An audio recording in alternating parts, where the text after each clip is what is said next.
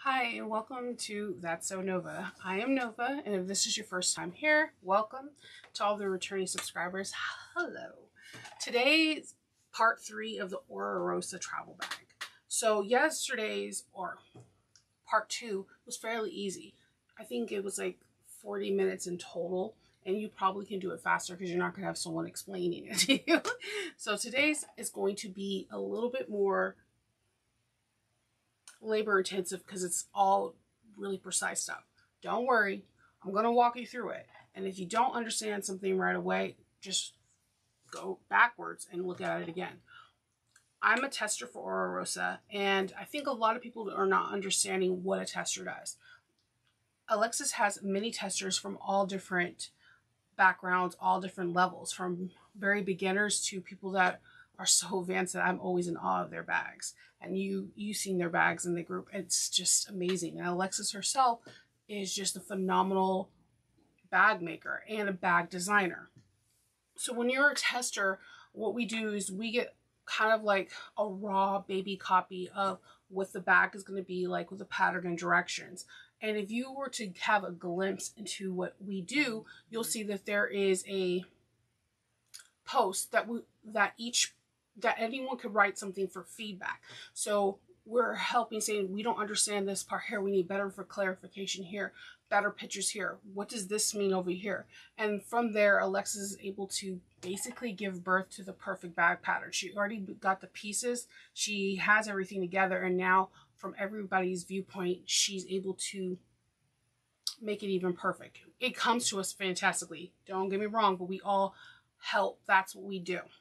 And so if you ever want to be a bag tester for a person, my first suggestion is that sometimes bag designers will approach you because of your style and your aesthetic. Sometimes you need to ask. I've asked certain people if I could be on their testing team because I love their bag styles. So keep that in mind if that's something with you to do. And don't think you have to be just advanced to do it. You could be a beginner. You could be intermediate. You can be anything. I really don't like putting labels on sewists because if you can sew a straight line, you can sew.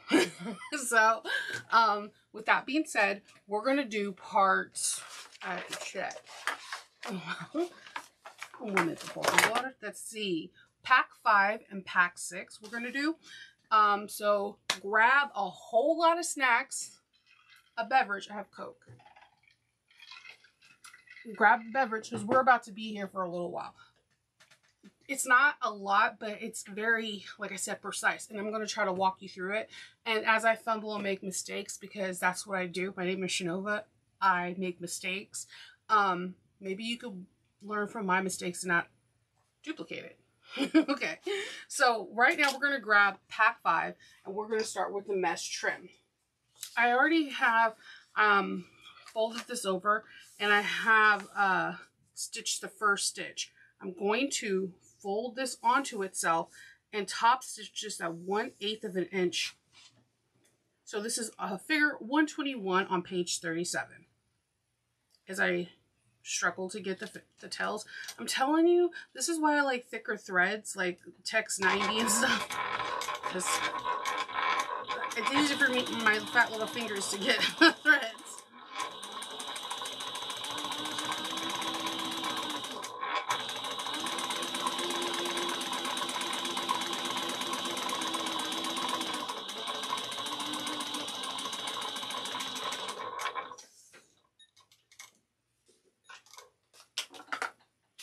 Okay, so trim our threads, Then we're going to grab our bodkin or safety pin and our 13-inch elastic. So I'm going to, this is a bodkin. You can get them on Amazon. You can get them pretty much anywhere. You can get them at Walmart, Hobby Lobby, whatever's around you. A safety pin works just as well. I use those in a pinch, but I don't have a safety pin by me. So we're going to feed this through the tunnel. And when the tail gets to the end of here, we're going to kind of put you can put some clips in it, but you're going to sew it down. Take your time.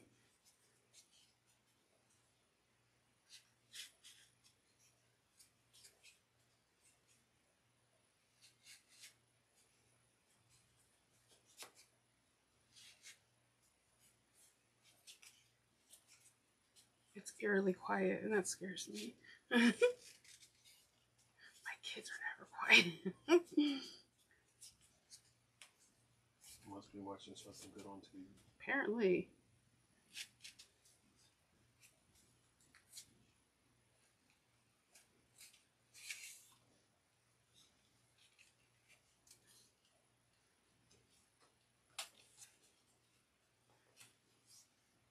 So this is really close. So what I'm going to do, you could put a clip, but I'm just going to bar tack it right now.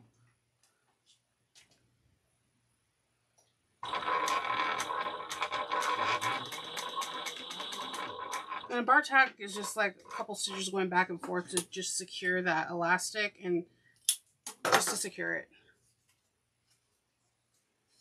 I usually don't tack it down until I have the bodkin or safety pin out on the other side. If you ever watched me put elastic in something else, you know I'm notorious for somehow the bodkin getting loose.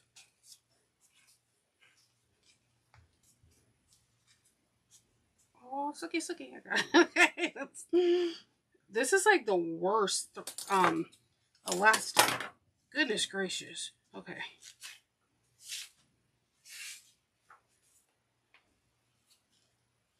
Oh no. Well. It went through? No, it's shredded. Let's see.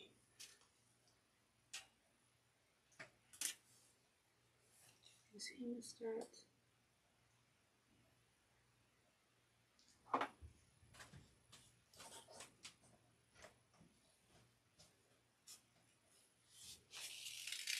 Yeah, it's completely shredded.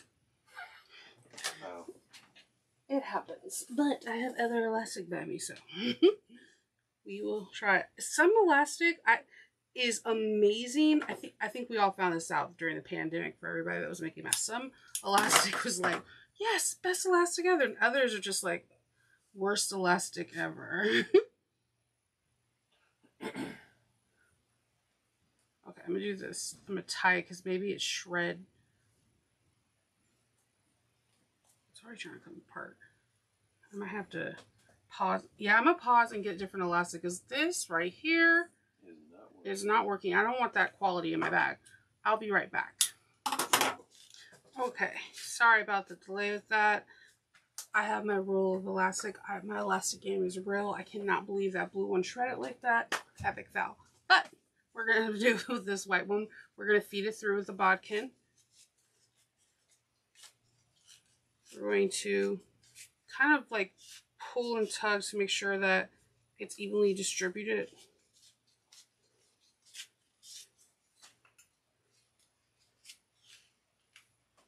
And let's see.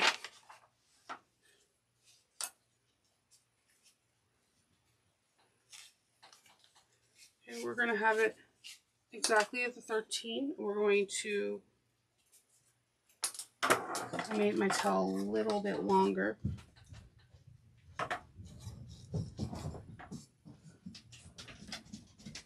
Sorry, that's my puppy and probably one of my kids chasing him. And now he's barking.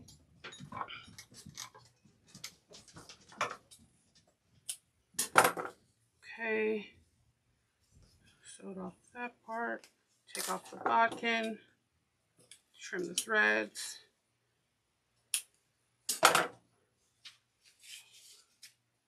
We have our elastic pocket. Now, we're going to grab interior piece, the side, and we want to position the top of the mesh trim 1 3/4 of an inch. So what I'm going to do is I'm going to make a white chalk mark on each edge, so I can make sure that I have it in the right location. And I want to find my center on my mesh pocket, and that's going to be difficult, but just pinch it, tug it, and then try to find your center and make a mark.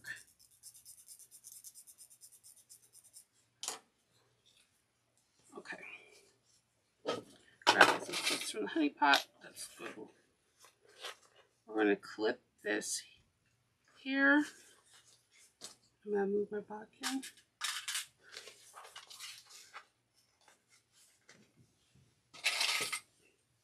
So I clipped it to the 1/3. So on here you can see there's there's a little hangage. What we're going to do is we're going to move this to be so it's flush, and we're going to make a pleat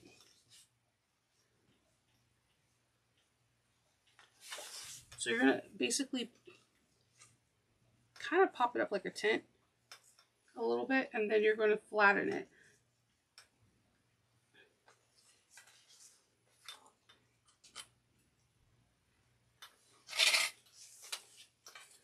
I'll show you again, because we're going to have to, it's not a very big pleat, it's only 3/4 of an inch.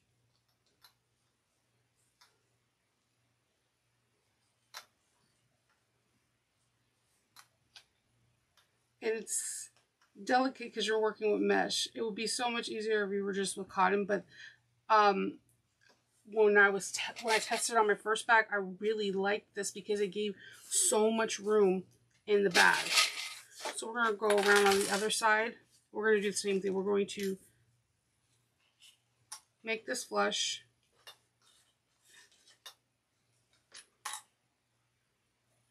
I'm just kind of, see, I'm kind of pulling it like there's a tent, and then I'm going to flatten it out. So let me show you. See how like there's just extra fabric? All you have to do is kind of put it together like a little tent and then flatten it out. And when you do that, you have your pleat. It's a little over, it's the same, about 3/4 of an inch.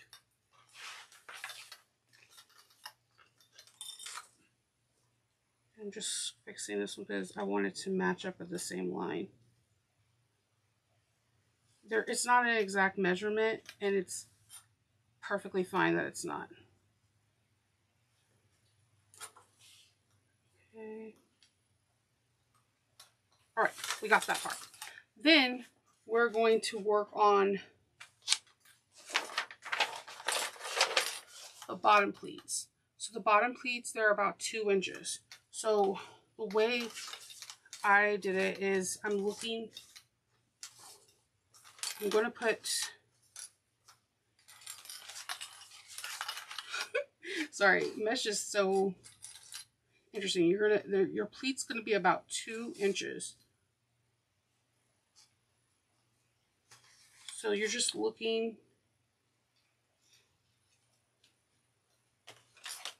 and measuring. It's definitely, you need to, measuring is like key for these pleats. They're about 2 inches. You're going to pull them up like a tent. You're going to fold your fingers under the tent, and you're just going to kind of make it flat on both sides. And therefore, it's even, this is mesh, so it's not going to be a lot of bulk, but it helps with the bulk tremendously. So I'm just going to, you can always redo them like you see me doing it. Like, I'll keep redoing it until I like them. And they should be about 2 inches. Okay. See how it's nice and we have our 2 pleats on the side, 1 pleat on the side, 2 in the front. They measure about 2 inches.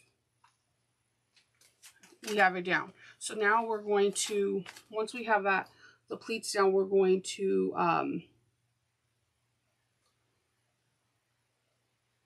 we're going to do the pleats, and I don't have a zigzag stitch, so we're going to do multiple straight stitches.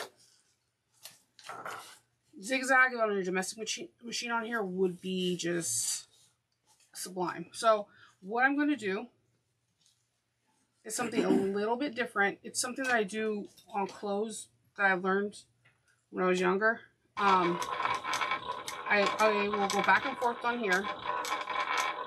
And then when I get to when I'm at the very end of the trim, I'm going to turn this, pivot it.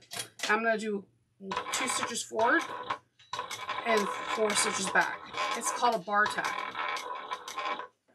If you don't have like rivets there or something, you know this is going to be an area that has a lot of stress. If you do a pleat in the opposite direction, not a pleat, but a stitch on the opposite direction helps reinforce your fabric. So just take your time. If your pleat shifts or moves, just have your needle down and then go from there.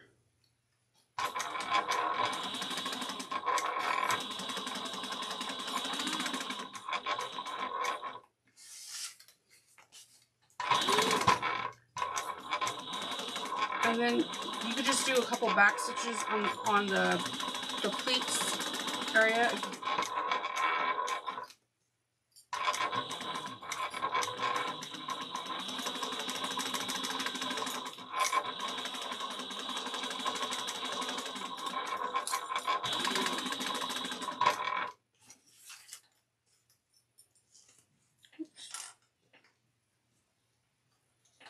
I'm going to do a pleat here. And all this does is make sure that when you do put a water bottle or something in it, it has enough room. So when I come up to here, I'm going to go all the way to the top, back stitch. At the end of the trim, I'm going to sew in 2 stitches and go back.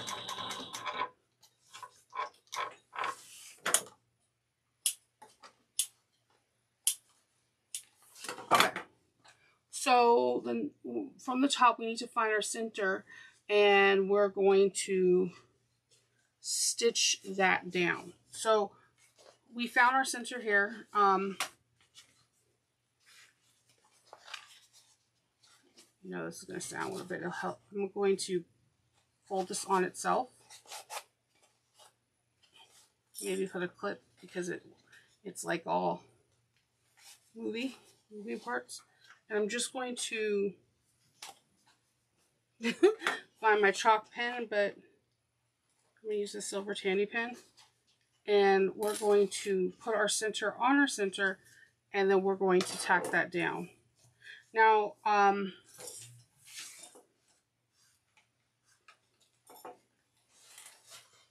going to do the same kind of method.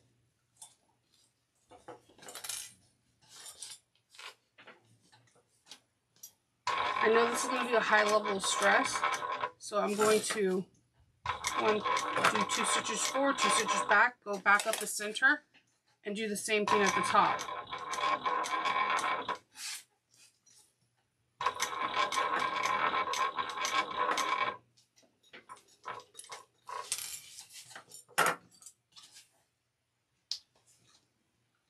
Okay.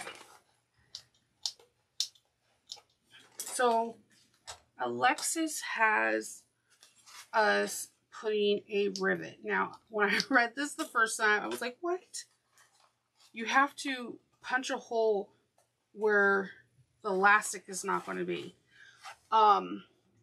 Kendall, can you see in my rivet things, the antique extra small? I forgot to bring those.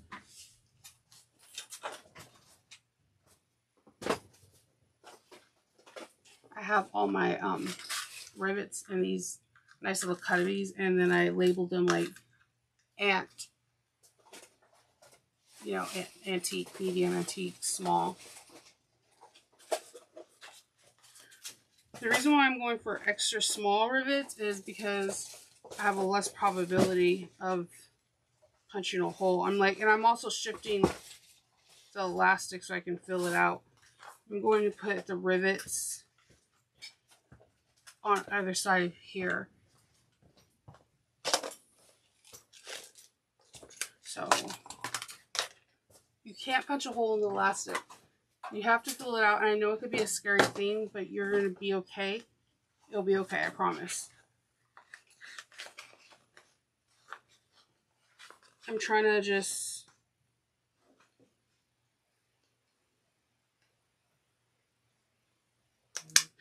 oh, my phone, or my phone did something right when I jumped. Like, it was a horror movie. That's awesome. And you guys probably were like, why is she jumping on the screen? Alright, so I got the extra small rivets because they're super cute too, because they're little. And I'm going to just push them in here, and then I'm going to grab a piece of, just had it, where did you go?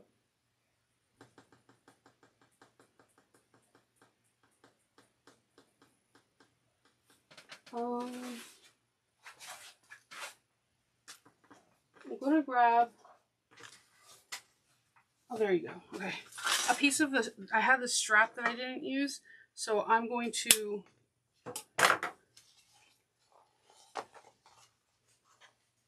mark the holes and use this as my backing. Whenever I have scraps, I always use it. I like to leave them like in my work, like wherever I'm sewing, so that way if I have to use it, I can use it as a backing, you know.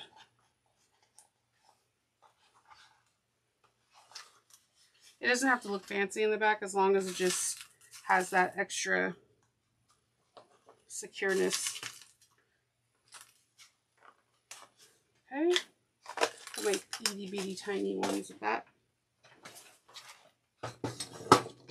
Grab my rivet setter. Minkus and Margot. Small Etsy shop. Mom and pop shop.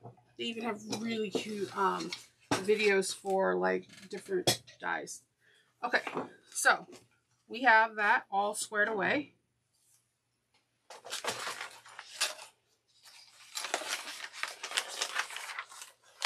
Now we're going to retrieve our side panel.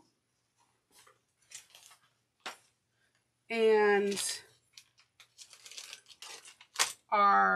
you can either use a turn lock, whatever closure you want.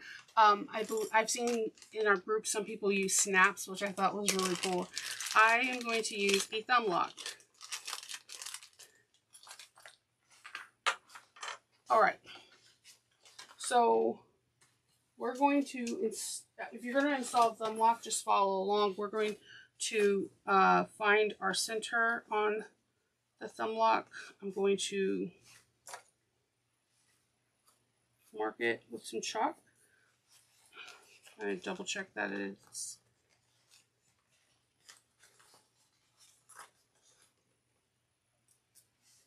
I'm actually going to do this with a tandy pen. It'll come out finer. Okay. So what we're going to have to do is we are going to unzip. We're going to have this go back.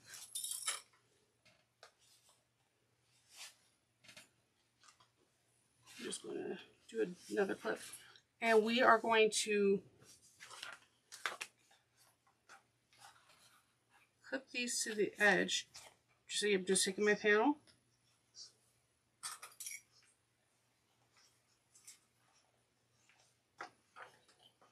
And I'm doing this on the other side too.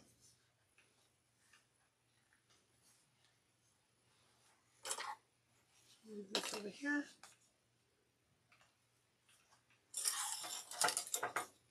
All right, so we're going to sew these on at 3/8 of an inch. Back stitch, make sure. I'm at a 4 in stitch length.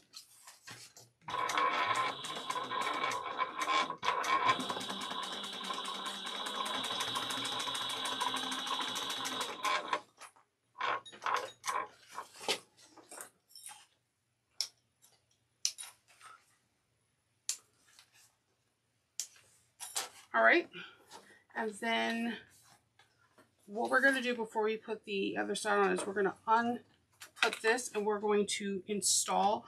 I'm going to install the both parts of the thumb lock. So I have my center here. I'm going to just kind of look at it and make sure it's centered as best as possible. And the reason why I always pick a thumb lock is I always think it looks really elegant, and it also doesn't require a whole lot of measurements. So be careful. It has two little screws that you're going to need to screw in. And I have my little one here. You need to get an eyeglass one. And you're just going to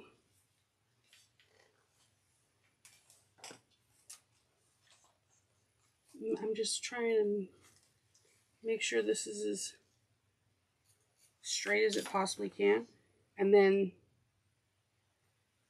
you slide it on. Now, what I like to do, you don't have to do this. It's not in any instruction. I just have this thing with glue. So what I like to do is I like to take whatever glue I'm using and try to, and I put some on the bottom and on the sides. Just extra security. And it's just like fabric tack or whatever. I use this glue for everything. I have like a lot, like a ridiculous amount of bottles of these. My husband can testify. I have 2 upstairs.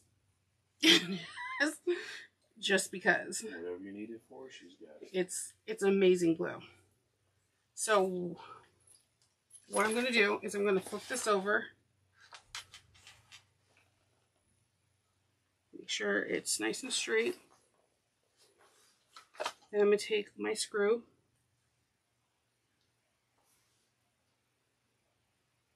Put it in there. I've seen some people have like really cool electric ones. I do not have that.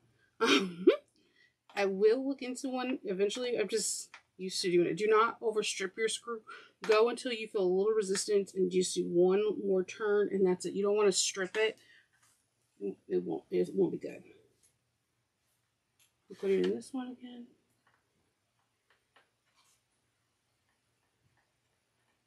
And it like goes, it punches through to the end and you have it. So it's not going anywhere. All right, so now that we have that part, we're going to zip it up. We're going to find out where the best place this can sit. So I'm just going to slide it on. I'm going to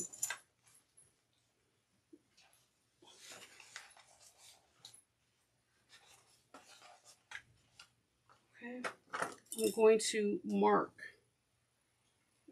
I'm using just a silver pen that you use for leather. I'm going to unzip this and I am going to puncture. I'm going to make the slits for the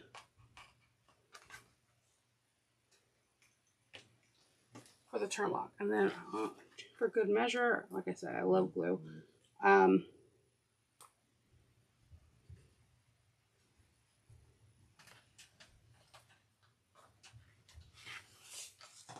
just had it. Where did it go? The turn lock, I just had it.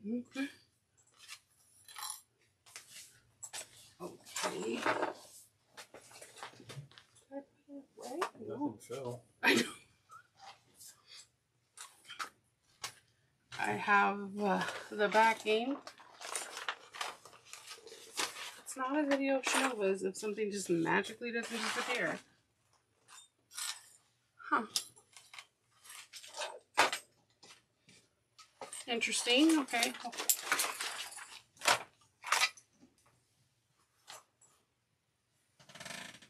Okay. I have to go search for a turn lock, I guess, and be right back then. That makes 0 sense. Go. Yeah, so, remember how we measured the turn lock and we put the turn lock bottom, the piece on it? I'm looking for it and it's on the back. There's no judgment here, right? All right. Free zone. Judgment free. I can't believe that happens to me way too much.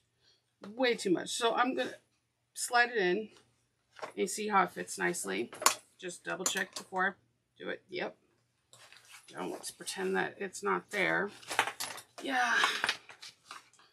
Definitely me. I'm going to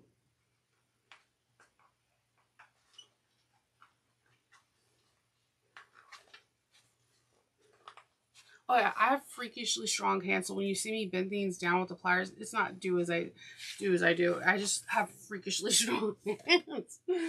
and it's weird, but it's my thing. I'm a witness. I'm gonna put this. They give you sometimes an extra screw because there's like a little hole inside of and you could just screw that in. And the reason why I screwed it is just in case something happens to the other ones, you have that third one that's in there.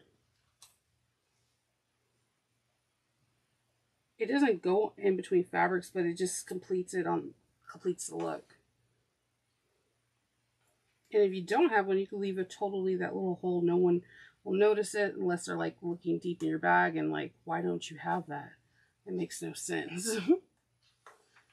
So, all right. So I am going to grab some duct tape.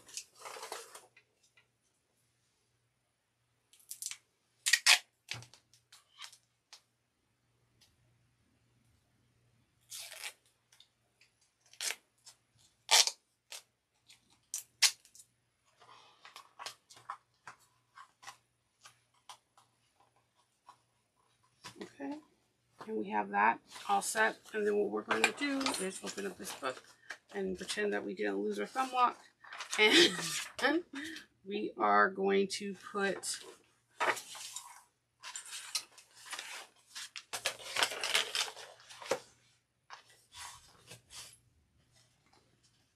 right sides together.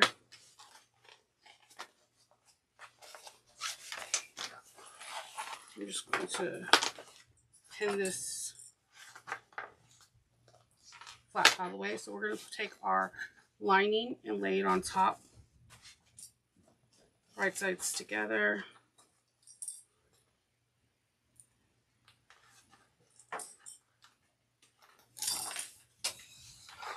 Three-eighths of an inch.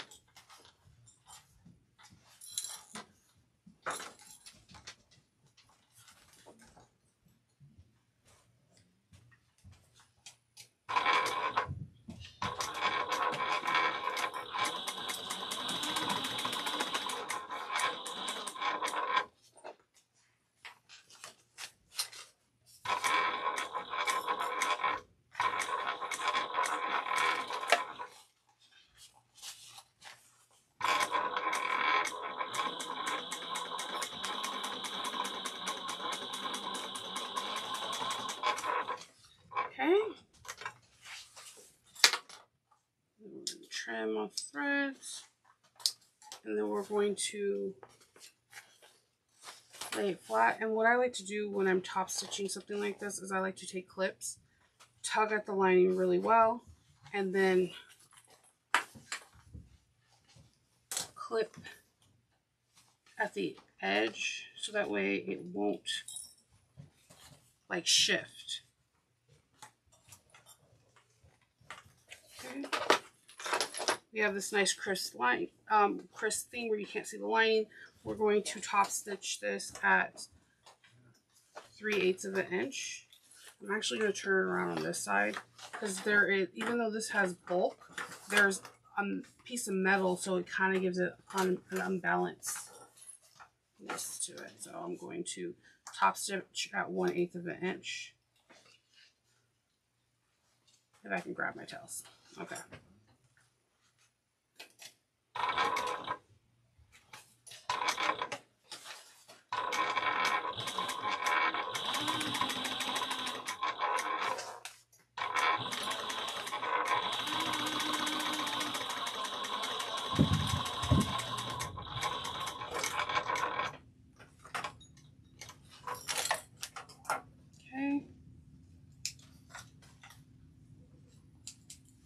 Okay, so our bag is coming together, people. Look at that. That is gorgeous. So now we are going to do pack 6. Pack 6 is the size shoe pocket. When I first did it, I was overwhelmed because I was looking at the pictures and figures and not reading. Please read the directions on this, trust the process, and you're gonna have a beautiful pocket. And I'm gonna walk you through, we're gonna start doing number 6. But we finished number 5. I like how 5 turned out, because I'm like, you could just see your bag. You're like, yeah, this is gonna be gorgeous. So I'm gonna put this to the side for now, because we're gonna be grabbing it later. For your shoe pocket, there is a lot of components. Right now, we're going to grab, we're going to have shoe panel G for the exterior and interior in both of their linings. We are going to grab some zippers.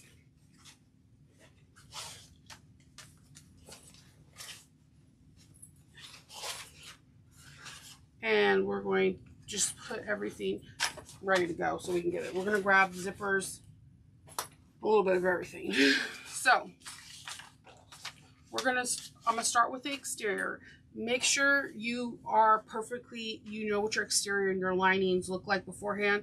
I purposely have my lining really bright so that way you can see it. And then my exterior is this beautiful cinnamon chocolate kind of bag. So we're going to take one of the 20, I think it's 16-inch zippers, size 5.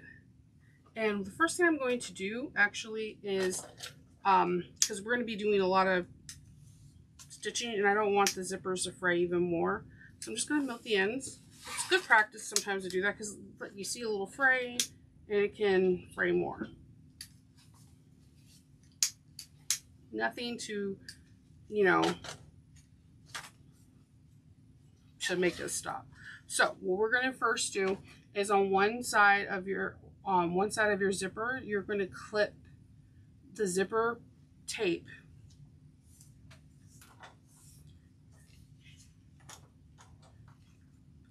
It's going to be right sides together. So we're going to get some clips and take your time.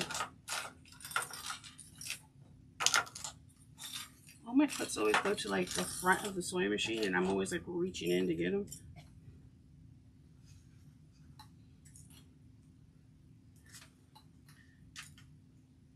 Use as many clips as you want. I'm an over clipper, but I think that it helps me like take my time because I'm not rushing through it. If I have a lot of clips on something, I automatically take my time because I don't want to break a clip.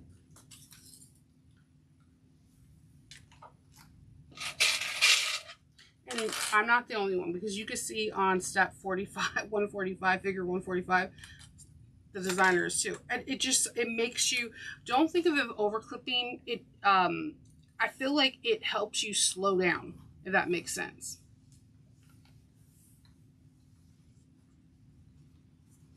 So we're zipping, we're clipping it, I have a clip. I hate when a clip is about to break. There we go.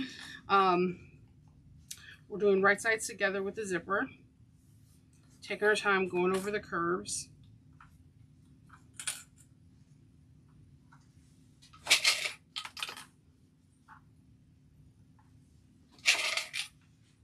All right, so we're going to carefully baste together using a 1/8 of an inch seam allowance.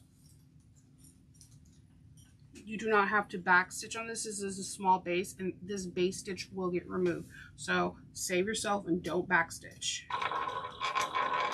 This is just purely to make sure that we have everything's all set. Okay, now one of the things I like to use when I'm sewing is a stiletto to help move. If like a raw edge shifts, I can help hold it. I don't know. Can you see that really well? If I have a raw edge, I can. If you leave your hand just a little, yeah, that's perfect. So if my zipper tape shifts, I can use a stiletto to move it.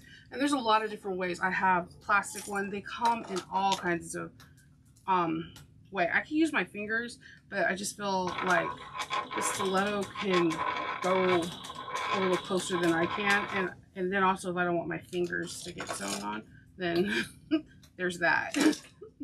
I've already had that done. So I'm good. Move the clips.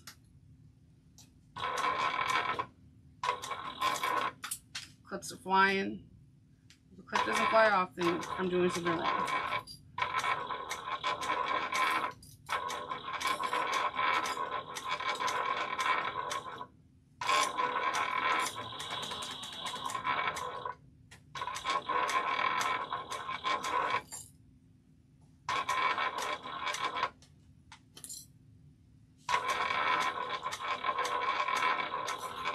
You can actually do a bigger stitch length. You can do like a 4 or 5 or 6 because it's literally just a base stitch.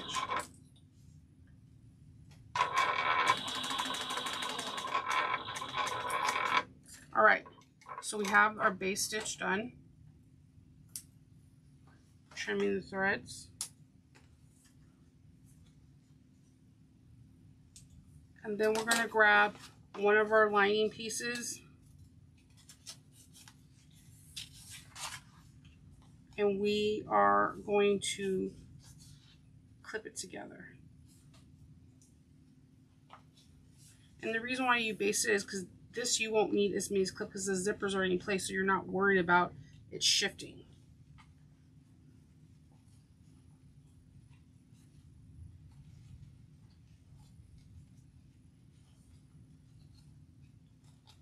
Just making sure there's no puckers.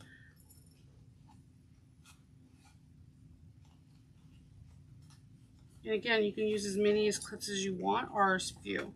It's your choice. It's all about like personal preference. What makes you comfortable to make the project having fun and give you the best achievement that you want, your desire. So.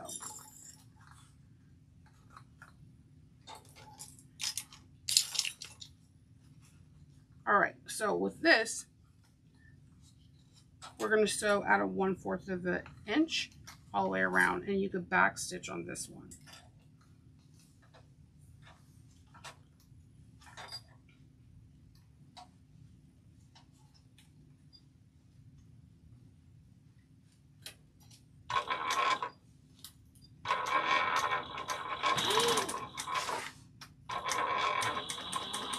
I'm just following the 2 line on my sewing machine.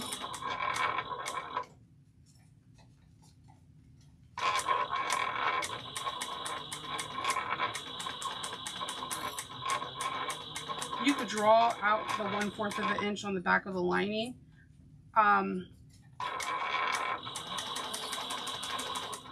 Like I said, I feel like my sewing machines are like kneading bread or doing some kind of pastry, because you really, the more you play with your machine, the more you know when it's, you could just feel when you have to make a curve, it goes effortlessly.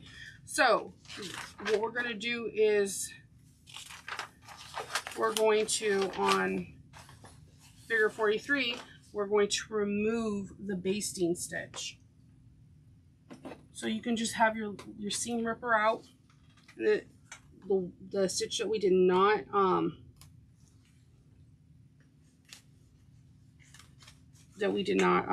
back stitch on, and like I said, it's probably easier to do a bigger stitch, so you're not like here removing all day. Just be careful because you don't want to like poke a hole through your zipper.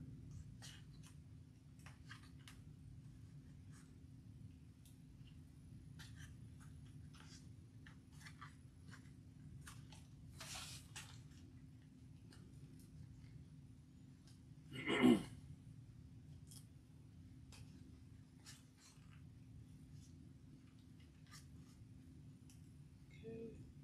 I'm just going through and I'm removing.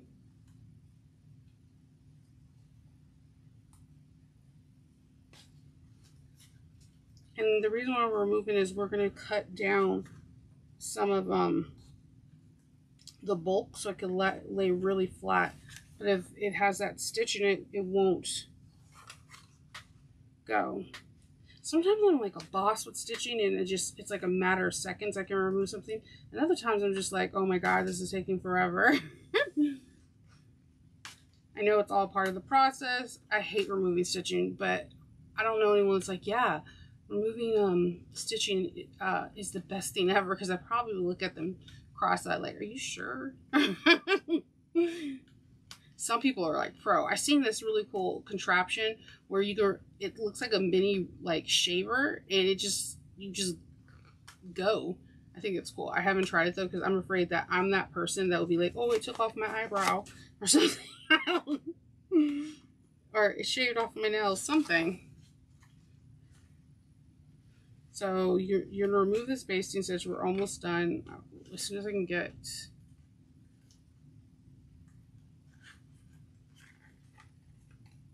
You just, like I said, you just want to be careful because you don't want to rip up your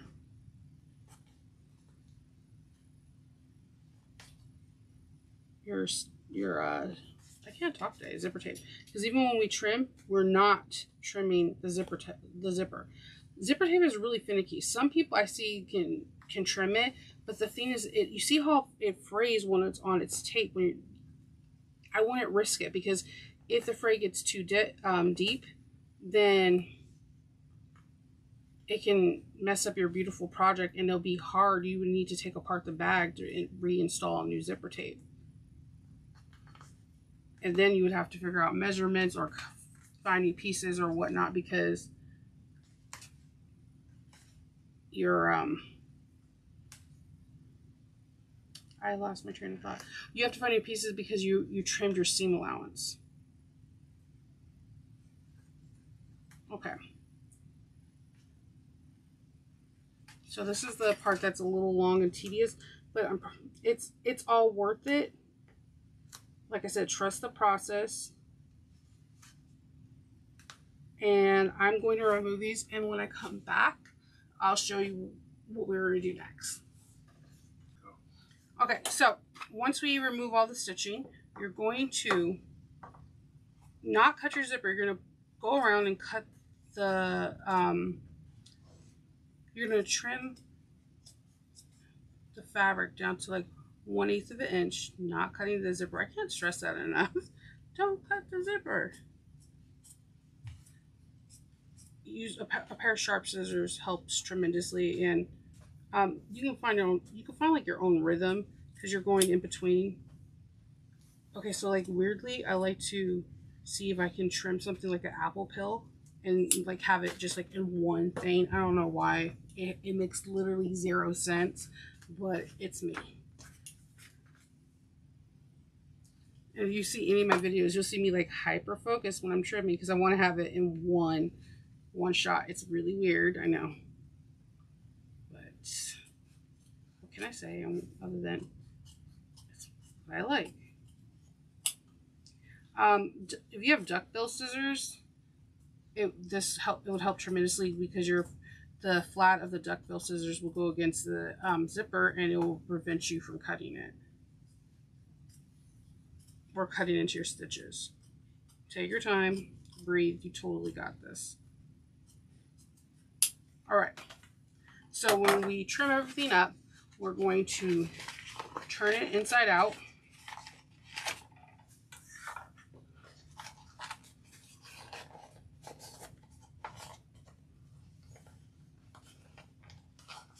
And what I like to do is I will get a boning tool, and just round out the corners. It's not a sharp object, so you won't poke a hole. That's the most important thing. All right, so we have this nice, beautiful pocket. We're going to grab the interfacing that's in it. It's Decoville heavy, without my curls going in it. Man, they're everywhere. Okay, so we're going to slide this in and get it nice and flat.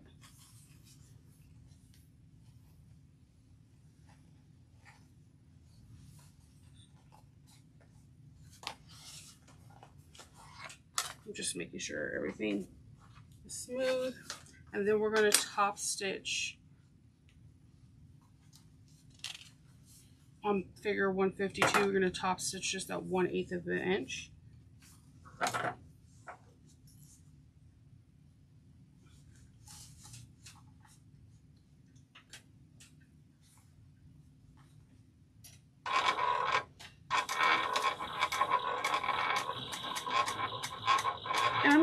between my crescent foot, the middle of the foot is 1/8 of an inch. If you're gonna stop, make sure you stop with the needle down.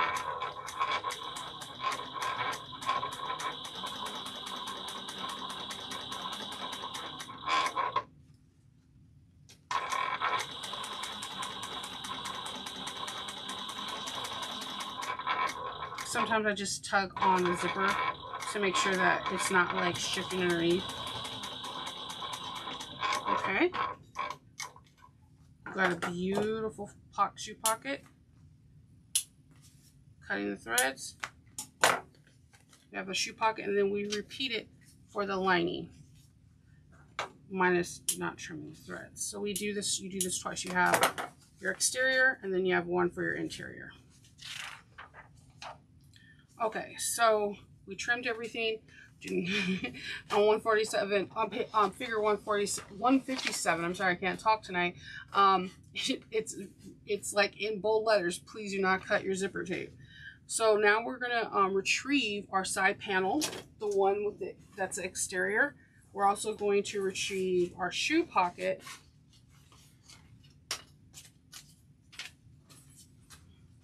So, and the zipper. We're going to take the second zipper that we have and separate them. We're going to carefully clip along the right side of the curve. We're going to do right sides together.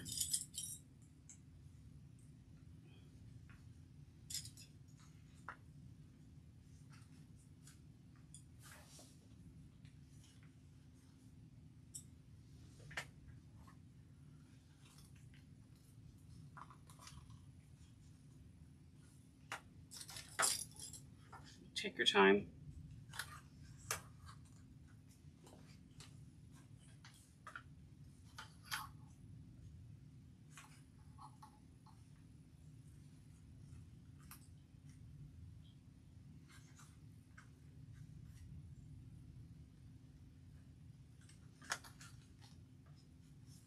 Just let you start manipulating the curve with the zipper tape and just go with it.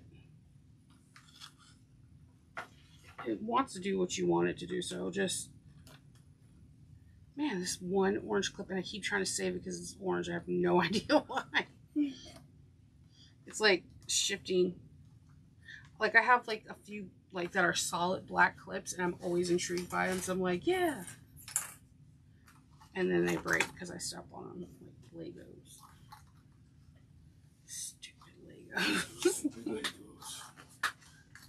Like Legos are all fine and dandy until you step on one, and then you feel like, oh my god, I'm going to die. Put your knee on one. Oh my god. Or like when you try, like you're pulling yourself up from the carpet and your hand crushes one, it's not fun. Or in our case, we have to pull one out of my dog's mouth. Oh god. Loki's forever eating something. He's pretty dang fast. Alright, so as you can see, I have a bazillion clips on this. And that's okay. So we're going to base stitch at 1/8 of an inch. Are you drinking your water? Are you staying hydrated? We're doing a lot right now. So make sure that you're staying hydrated. If you have to pause, you know, do something, go for it. You're going to be okay. You always can pause me. So 1/8 of an inch. Not back stitching because of the base.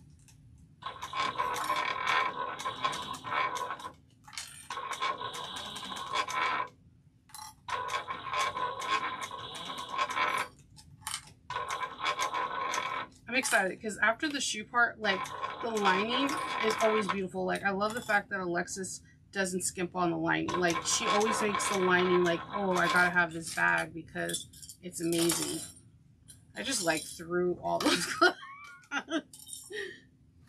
The habits of Shinova.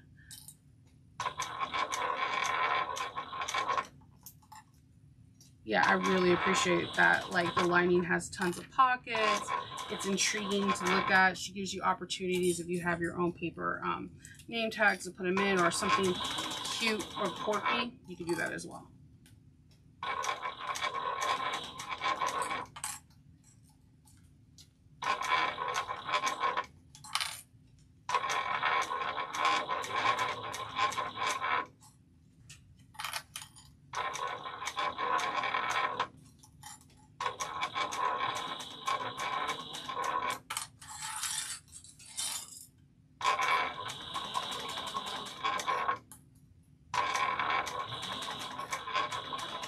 Okay, I'm just going to clip these ends, and I'm going to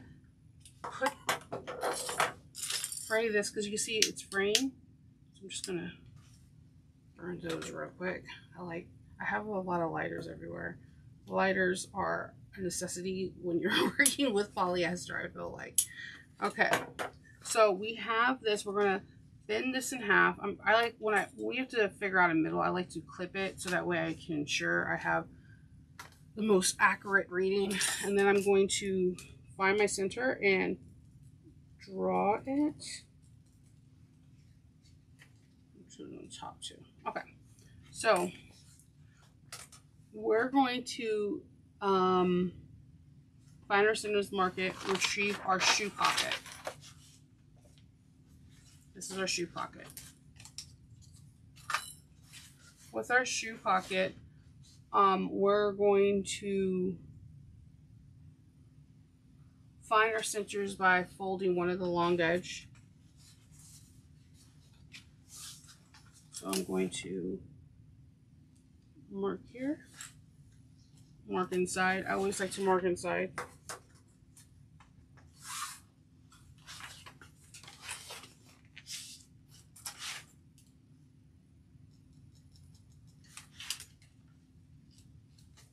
Just triple check everything. It doesn't hurt to always have like the marks. Okay, so we are going to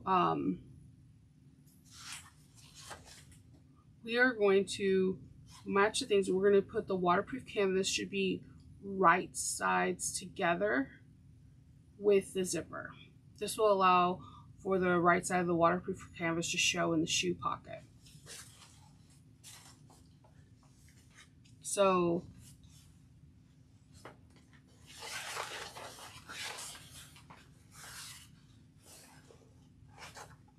all right,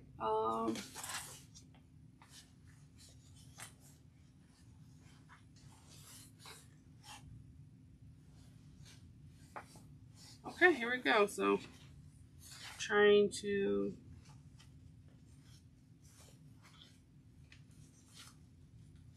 right sides. I keep doing the wrong sides. Okay, we're gonna do, waterproof canvas should be wrong sides with the zipper. Okay, sorry, I'm confusing you. So the wrong side of the waterproof canvas goes against the zipper tape. I keep picking up that orange clip. That is hilarious. Okay, we're gonna clip.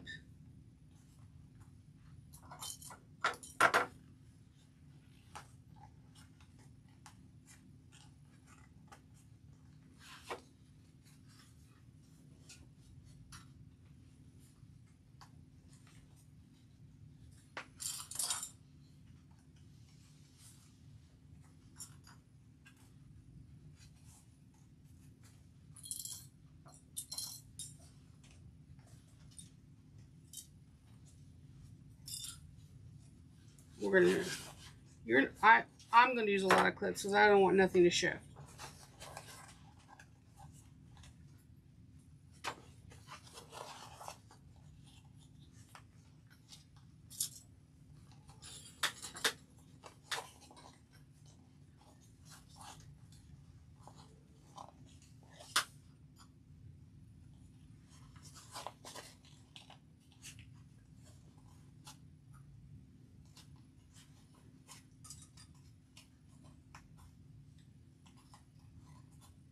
Okay, so if you look at figure 164, we're basically like this. It looks like a weird blanket with a head. So we're going to now stitch this together at 1/4 of an inch seam allowance. I'm going to go and like this so I can see what's going on. And there's going to be that reason why I have a bazillion clips is I don't want anything to shift. So take your time. You got this. Breathe. You totally got this. Make sure you back stitch at the beginning and end. Like 2 or 3 stitches, you'll be good.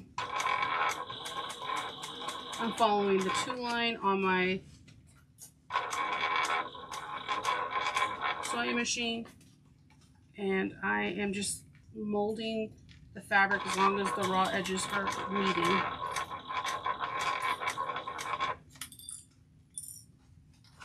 Make sure there's nothing like the waterproof canvas is not trying to fold on itself when you accidentally stitch it in.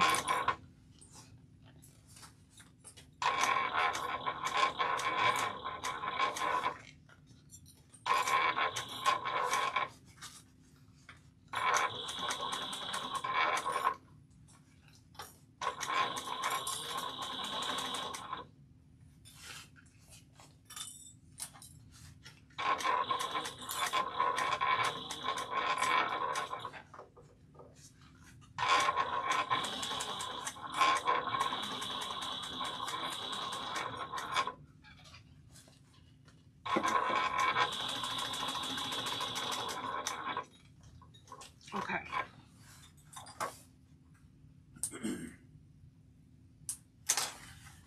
Okay.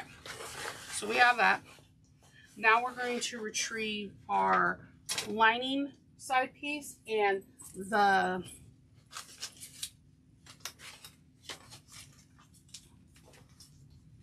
anchor.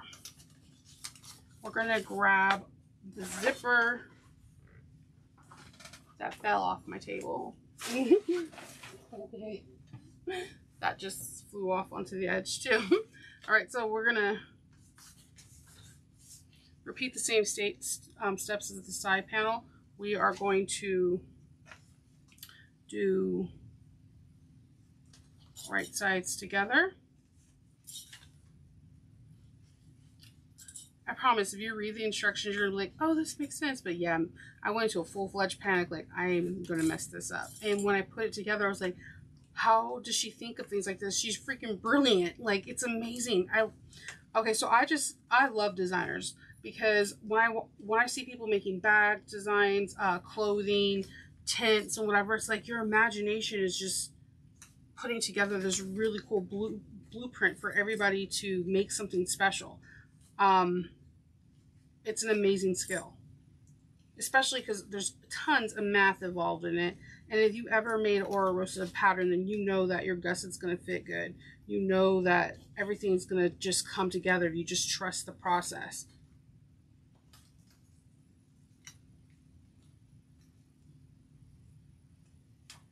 Okay.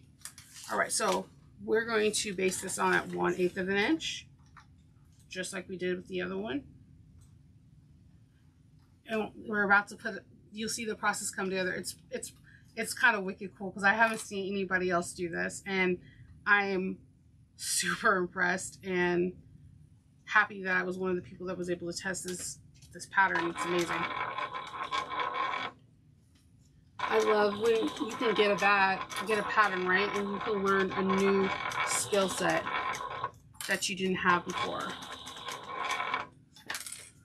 Okay, so also I know somebody's probably going to ask why I'm not sewing from one direction to the other.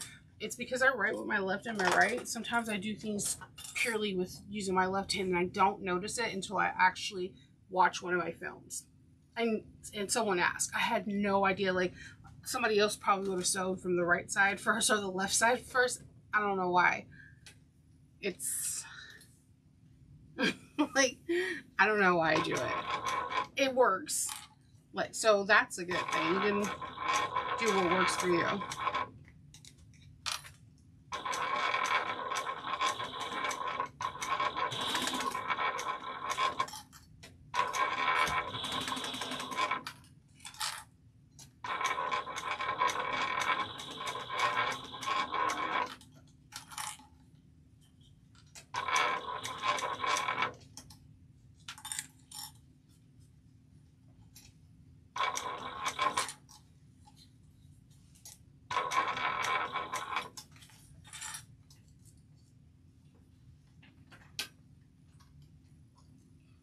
making sure it doesn't shift.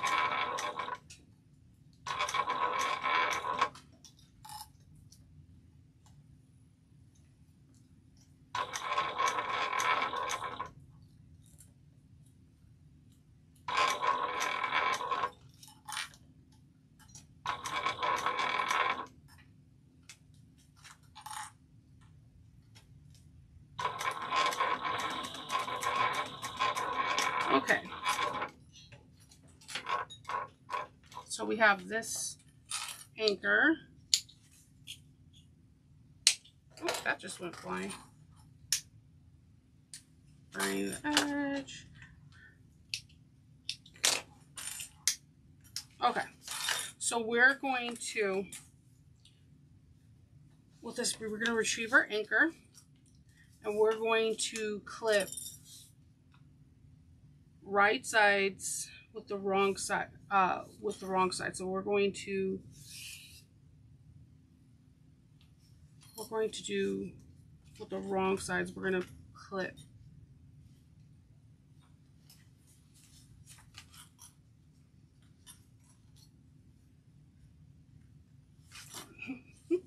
we're going to clip, repeat the same thing. We're base, zipper on, retrieve shoe pocket, clip the shoe anchor right sides together with the wrong side of the zipper.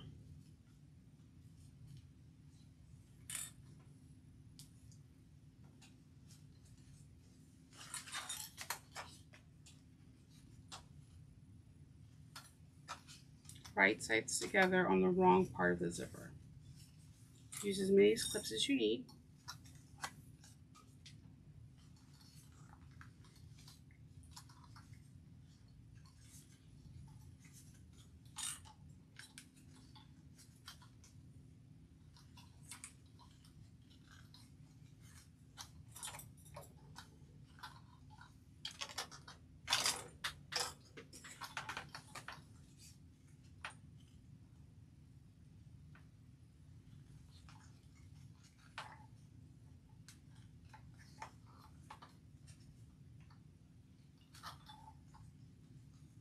Take your time. It's not a rush. There's no competition. It's whatever works for you.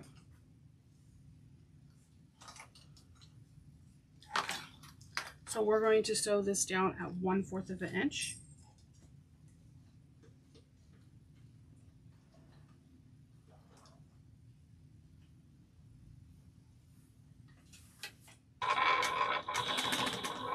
I'm going to back stitch and make sure the wrong sides, not the wrong sides, the raw edges are matching, not like overlapping or underlapping.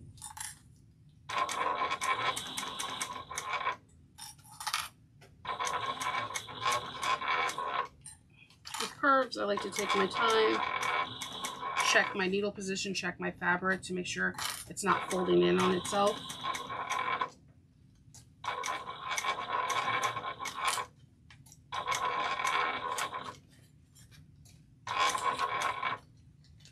Make sure there's no wrinkles. As long as the wrinkles are above the stitch knot and not below, they will not show.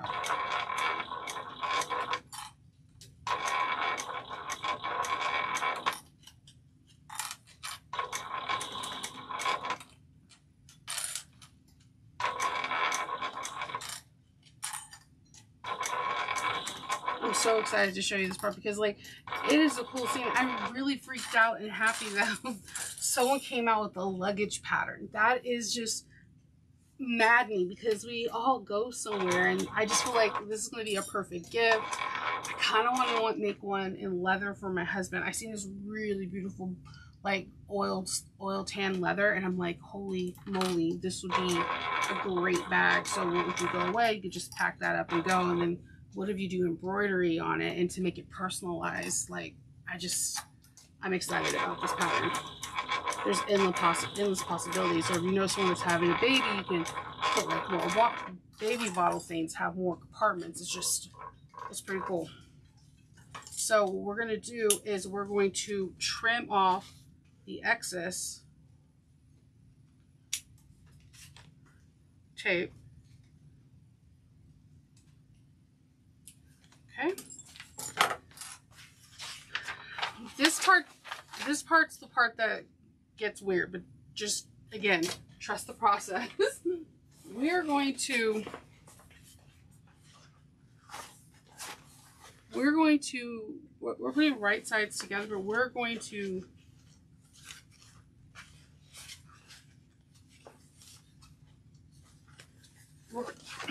okay, so here's this one. I think it's better to have one piece on. We are gonna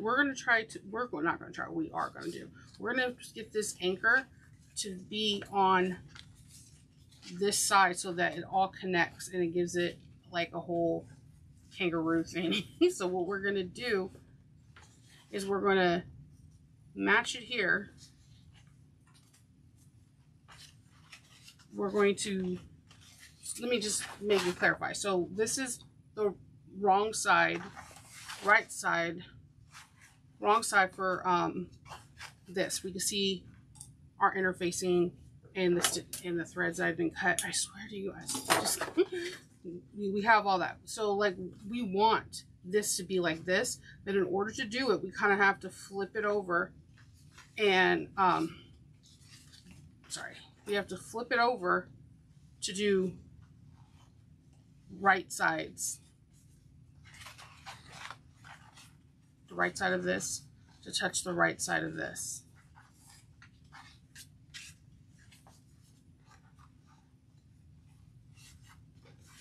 So it's going to look weird.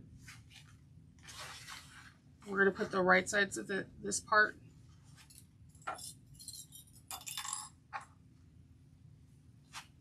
And we're just, I know it looks weird. It's kind of being sandwiched in.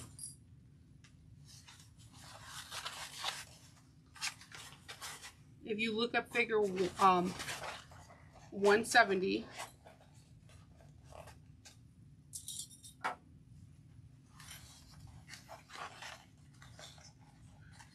kind of making like a small gusset to fit the pouch, the shoe pouch, when it's not being used. It could be rolled up.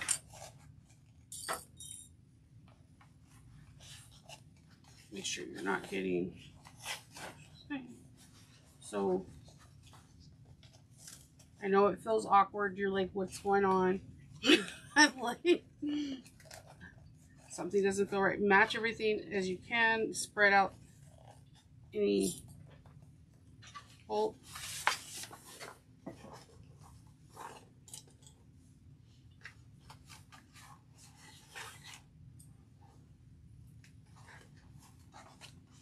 Okay, so the right side of the waterproof canvas is touching the right side of the anchor.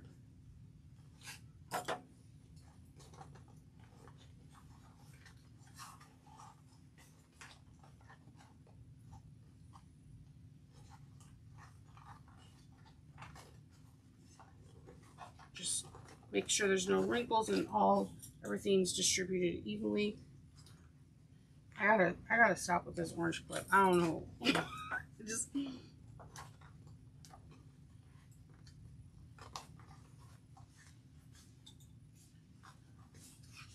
okay.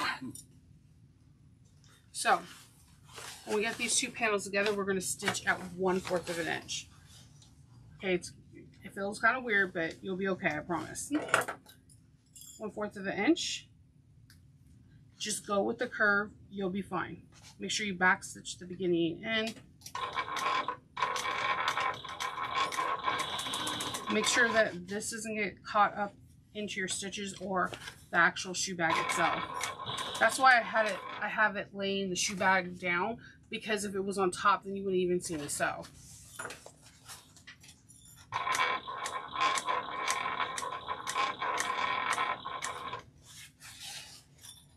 And see how I'm moving this the cork towards this side so it doesn't get stitched, and it automatically goes into a U curve. Just follow that, you'll be fine. Just follow the process and you'll be like, oh, this all makes sense in a minute.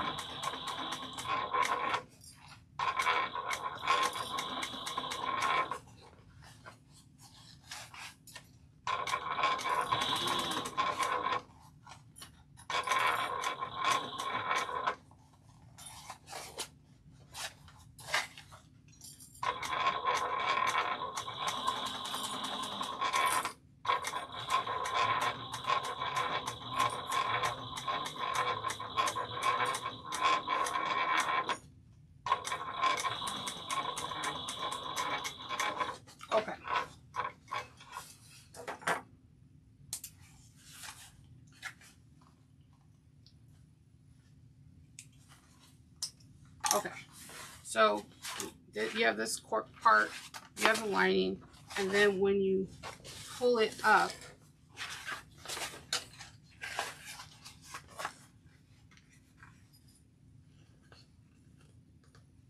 I'm going to start clipping it. When you pull it up, it's forming the pocket. And you just made yourself a nice little, like I said, small gusset. It's pretty cool, right?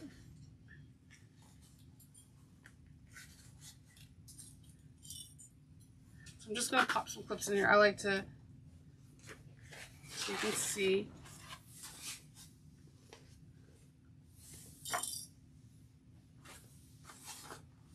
This is the, this is when you put your shoes in. This is the procedure. So, okay, we sandwich in our zipper. Once we turn right sides of the lining exterior facing each other, on the wrong sides, we're going to clip around, as we do. We're going to clip around, and then we're going to turn the side linings.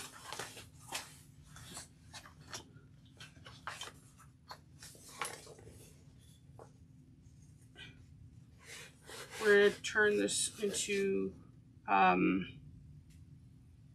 clip the two 17-inch shoe pocket wrong sides together.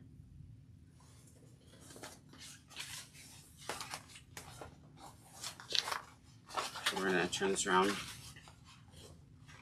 We're going to do wrong sides together. And we're going to sew together a 3/8 of an inch. And then trim it to 1/8. We're about to do a French seam, which is interesting because you do it a lot in garment making, a lot. I've never seen it done in bags. As you can tell, I'm excited about that. I love learning new things. That's like the cool thing about bag making. There's people coming out with new techniques and ideas, and you're just like, oh man, I just learned something new. So 3/8 of an inch. I'm just going to move this out of the way so it doesn't fly off.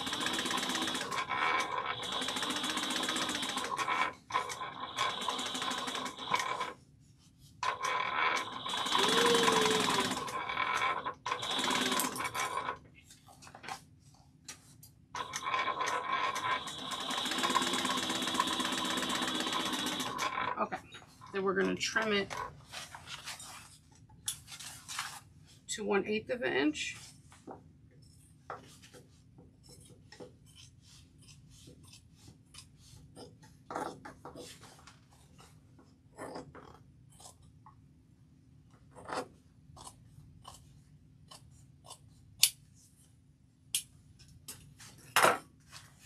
All right, then we're going to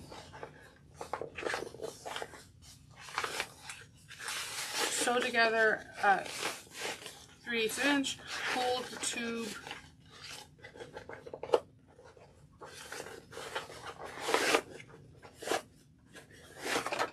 and then we're going to sew the seam at 3/8 of an inch.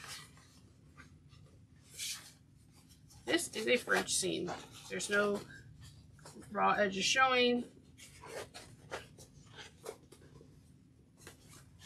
It just gives it a really nice, clean, professional look. So this raw edge right now is about to get enclosed.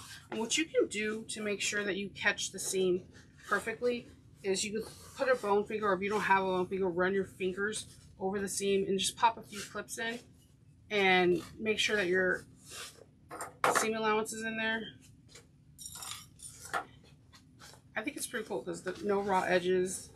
I mean, you're using most likely using waterproof canvas because this is for shoes. I'm going to be using mine for when I go to conventions. I'm going to put like my water bottles and like colder drinks in there because I'm really excited about that. I'm actually thinking about messing around with some of the there's interfacing that you can use to help keep your beverages or food cold. And I'm like, if I could line it with this, it will be amazing.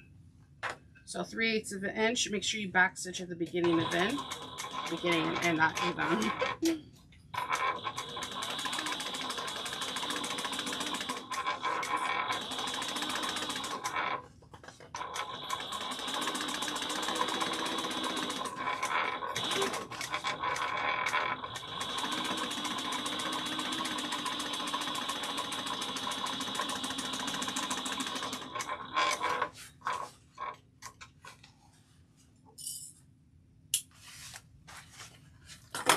We're gonna trim our tails.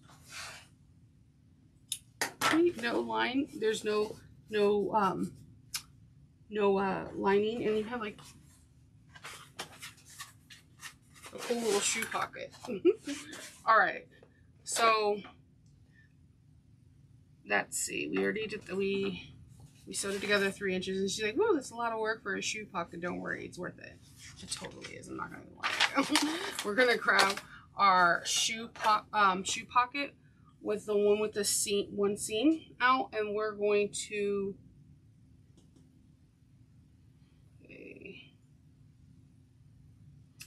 lay the shoe pocket flat, the one with the one side, and we're going to grab, ooh, not all the zippers apparently. We're going to grab the, we're going to grab the bottom two. We're going to find its centers. I put creases, but I'll draw it with the Tandy leather pen. Okay. We are going to match up our centers.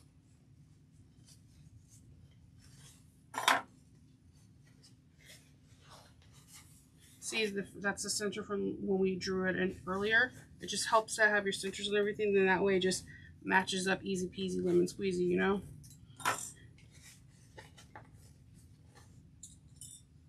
We're just gonna clip.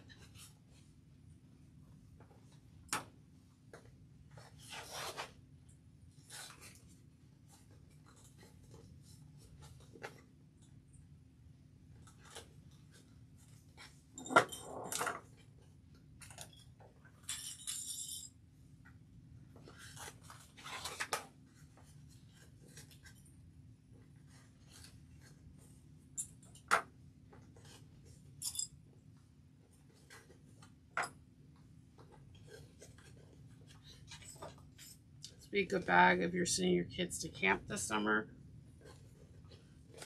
You could put their swimwear inside this area because it's waterproof canvas and it won't get things wet.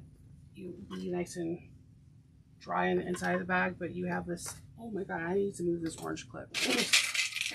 It's like it keeps calling me. I'm like, you can't. You're not working for me.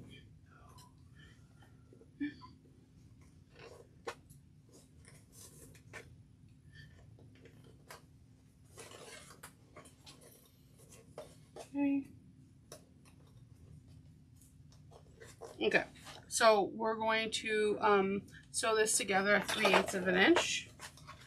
Take your time.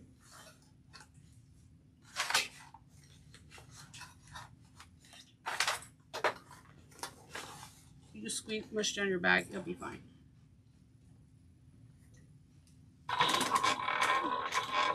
Back stitch.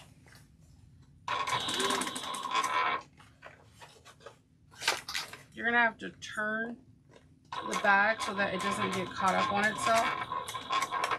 So, you know, stop every couple things and keep flipping it.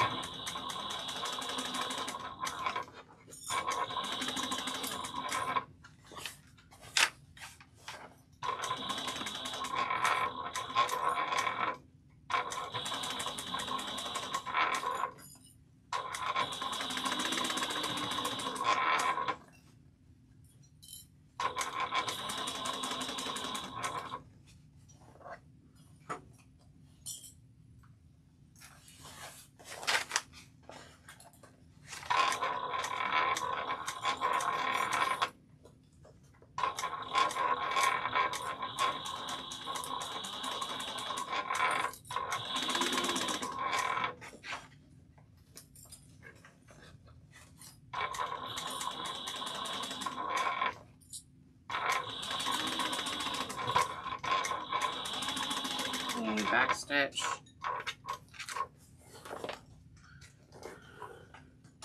Trim all the threads.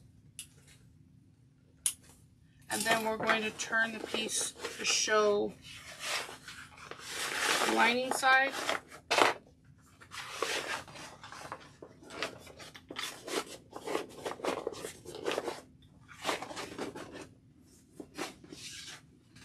And we are going to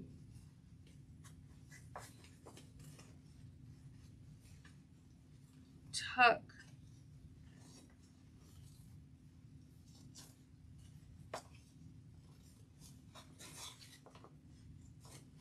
We're going to tuck the lining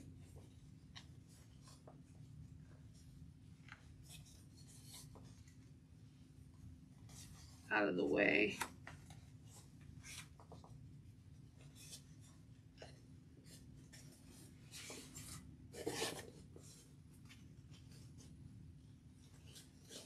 Okay, and then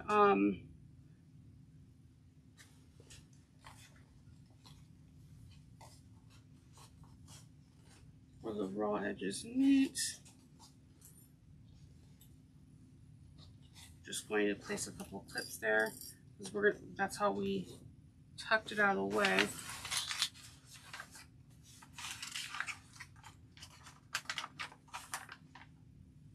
Okay, we're going to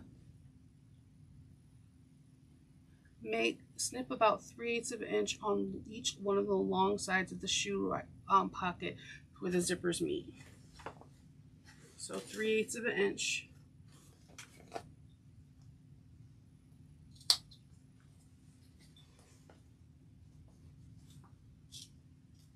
Okay, did that. Okay, and then we're going to put the exterior pocket on. I'm going to grab my first zipper and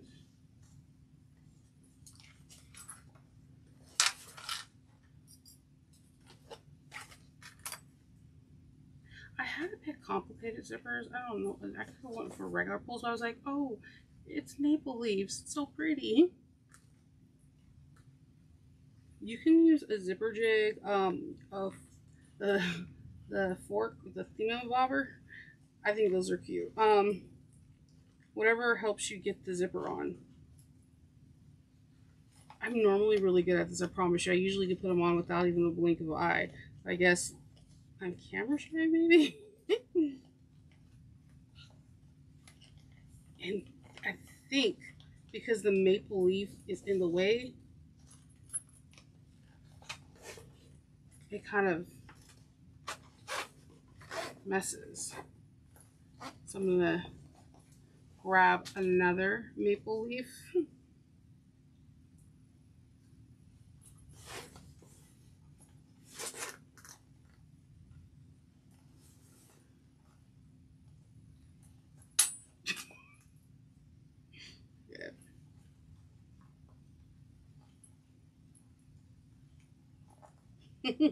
Sorry, it's just so weird. I like normally just pop these things on and there's no issue. Okay. So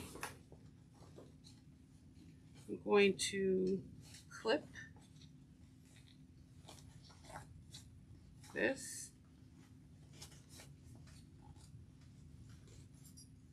And we are going to stitch down 1/8 of an inch across to keep the zippers in place and keep that lining under tucked.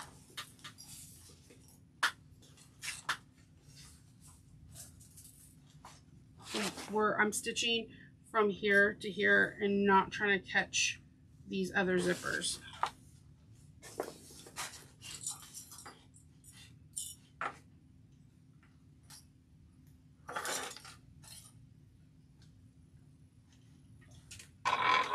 I'm just going to do a back stitch over the zipper area, the zipper teeth, because I just want to make sure that area is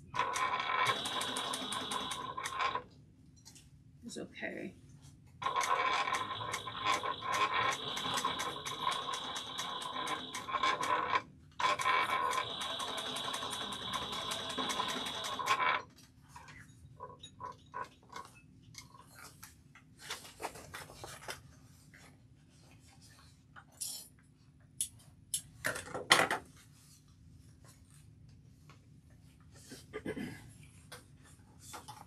Okay.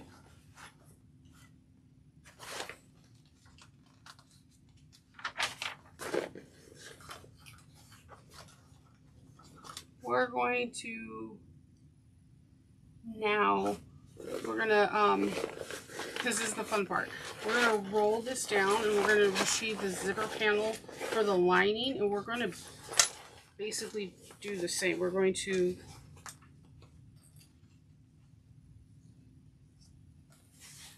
put the zipper panel on the lining.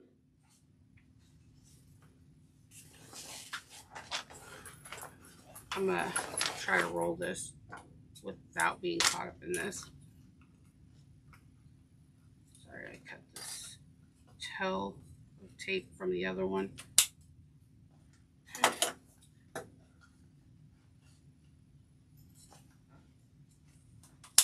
Okay.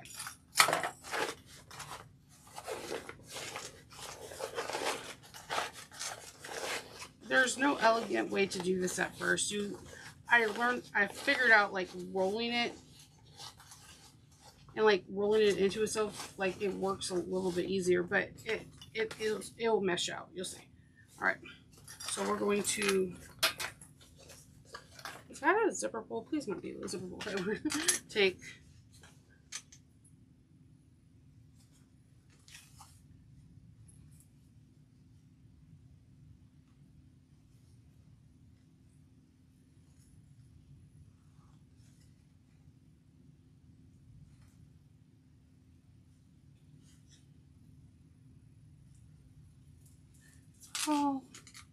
depending on the zipper teeth for me. I have no idea why these are so much harder to put on for me, but I'm going to do it anyways because I want these pulls.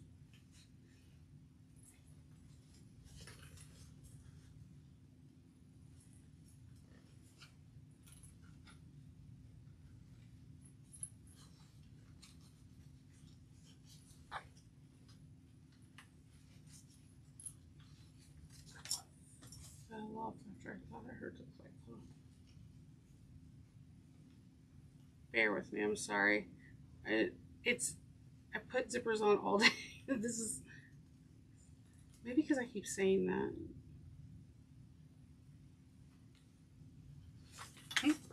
All right.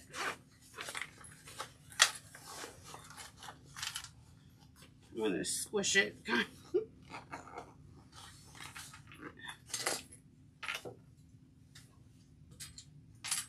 Get the other pull ready.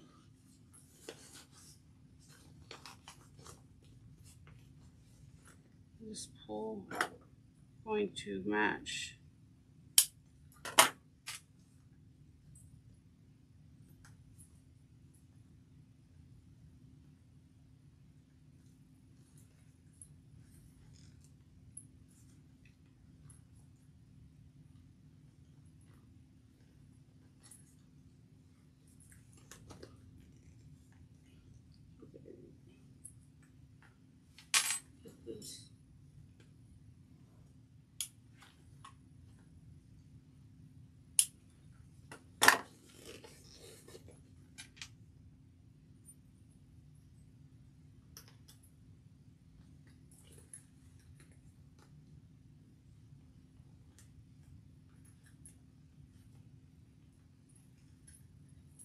Okay, get this over.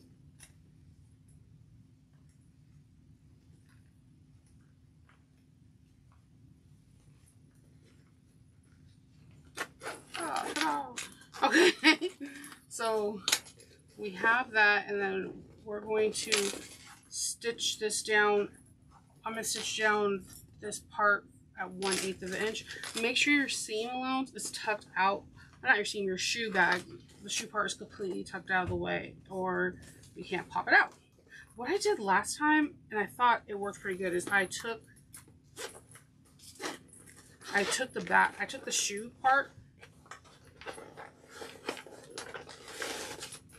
like kind of pulled it out so that way I can do this as flat as possible without compromising me accidentally going over the shoe bag. So just like 1/8 of an inch. You can go all the way across.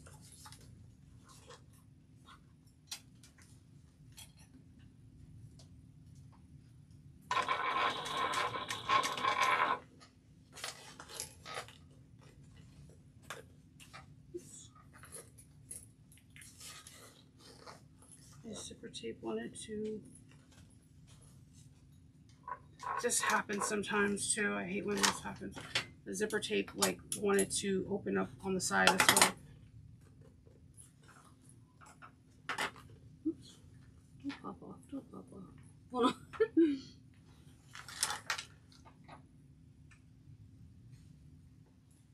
It's gonna be like, oh, Sheila spent 20 minutes putting on the zippers. The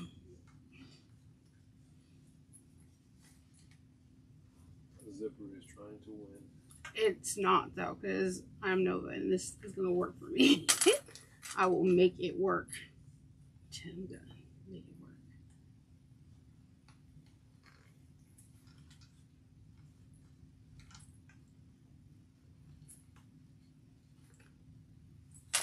Okay, hold on. I'm gonna remove one of these zipper teeth because I think that's the issue. Just one tooth. Then I'm gonna check the fray edges so they don't get caught when I'm trying to do this. Not burn my finger in the process would be awesome.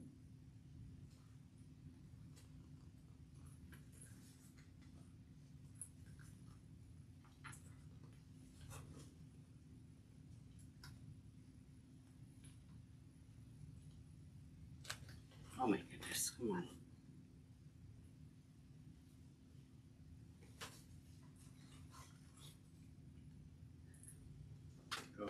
So I'm gonna stuff this back in.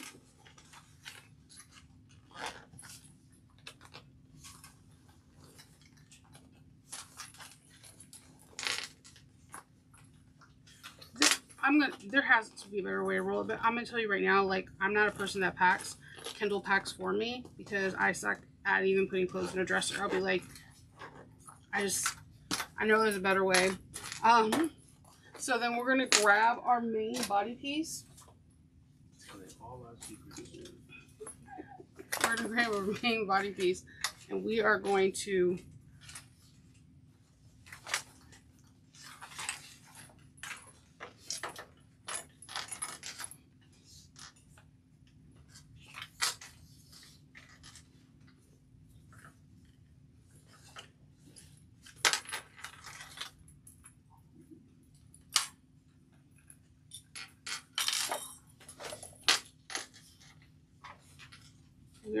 do, we're not going to do the lining yet. We're going to do right sides together for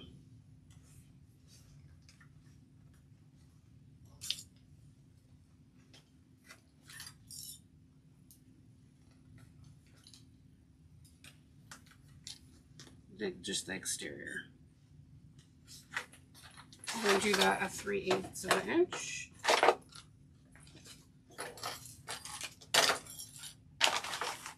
Put this over here. Take all these clips because they're gonna fly off if I don't. Okay. 3/8 of an inch. You're just going to do end to end first and then spread out.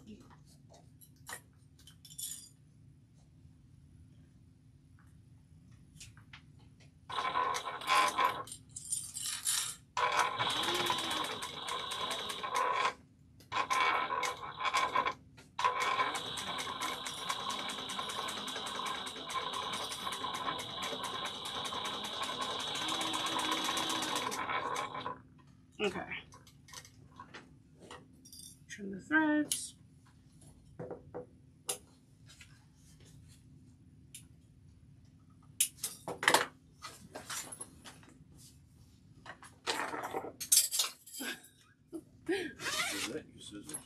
It'll be fine. Okay. So we have that. We're going to now do the lining. And with the lining, we're going to tuck it under and then put some double-sided tape on here so that way it fits nice and taut. And what you're going to do, it's on page 49. We're going to trim away like this, some of the bulk. We're not cutting in the seam allowance, we're just trimming away some bulk so that when we sew it together, it doesn't hinder us. And then what we're going to do is I'm going to put some double-sided tape on the inside. And what I'm going to do is I'm just going to press it with my fingers and make sure it really adheres.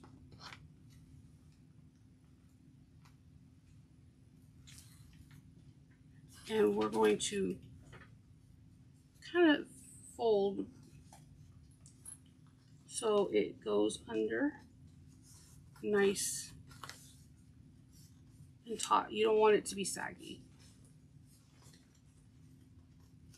It's like a little over 1/4 of an inch, but not quite 3/8.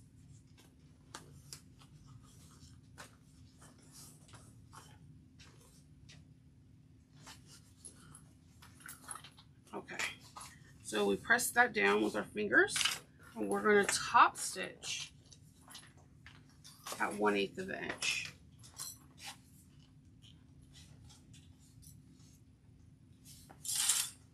Now, things are going to get, this is one of the biggest bags I made, so just take your time, breathe. That's why I wanted to do just like mini videos, because it's going to take you a while. It took everybody in the testing team a while, and it's worth it. I've never made a bag like this before, and now I want to make one for everybody.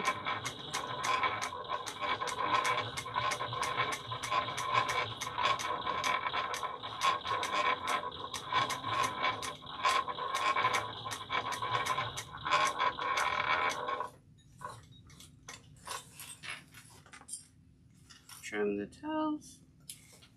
Just make sure that it got all caught, because you know sometimes things happen and it doesn't get caught. So this is what I'm sorry, I'm just throwing it out. This is what it should look like on the back. This is what it should look like on the front, and that's figure 198, and then figure 197, that's the interior. So your shoe pocket thing is right in there. This is going to be super cute. Oh my god. Okay, so we are going to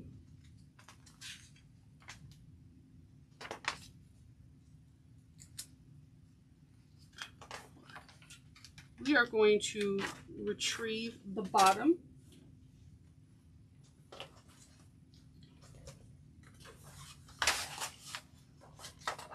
And we're going to join them. So I'm going to take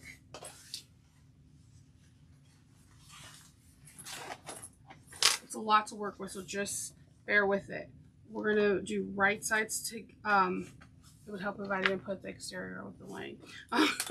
We're going to flip this over, and my exterior is going to match up.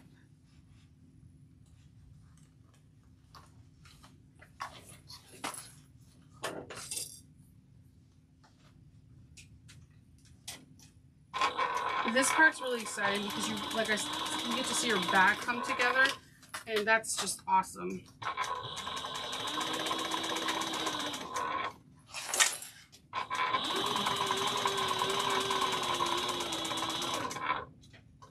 When I was putting together the other one, I was using my Bernino 1008 in the living room, and like I had everything sprawled out on the kitchen table, like it was everywhere. It was like, and threads everywhere. Take our lining, right sides together, and then 3/8 of an inch.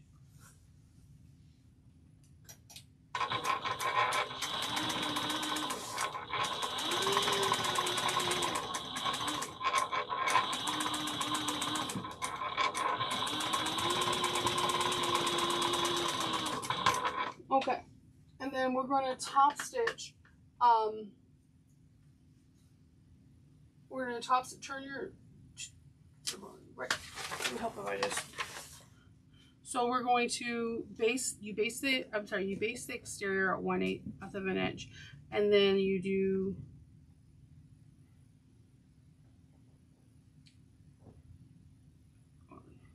fold over the bottom right sides. So the mesh is a bunch, and you sew together 3/8 of an inch. And top stitch.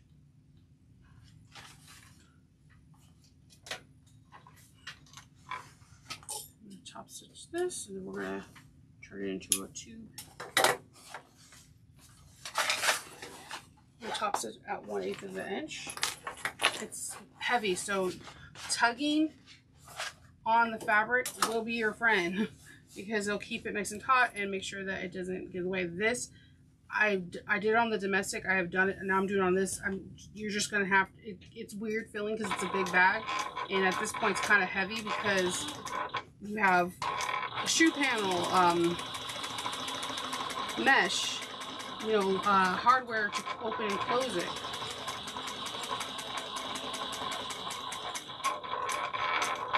Okay, and now we're going to do the other side. So it's a big bag. We're gonna do exterior pieces touching at 1/8 of an inch. If I'm not mistaken, I think to make it easier, I think I pulled out, not all the way, but so it could be stay flat when I did that. You can pull it out all the way if you wish to. It just stays. I don't even know what fell. Pencils. Oh, awesome. It's a big bag. Like I said, things are gonna get weird. It's gonna get. So we're gonna sew this down at 1/8 of an inch. Yes. So the last time I did it, I was worried about the shoe getting the shoe pocket getting stuck in there when I top stitch. So I think what I did last time is the same thing I'm doing this time. I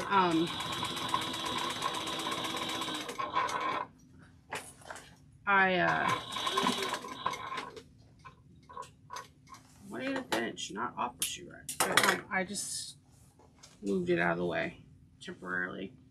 So we're basing this down at 1/8 of an inch.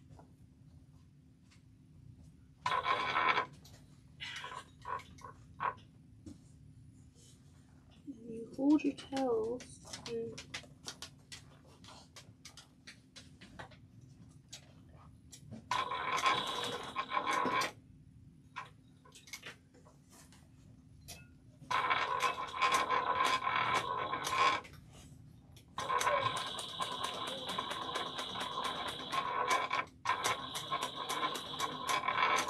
okay, did I run out of bobbin thread too? Okay, that explains it. I mean, it's better that I ran out of bobbin thread now than when I was top stitching. You know, that's the absolute worst.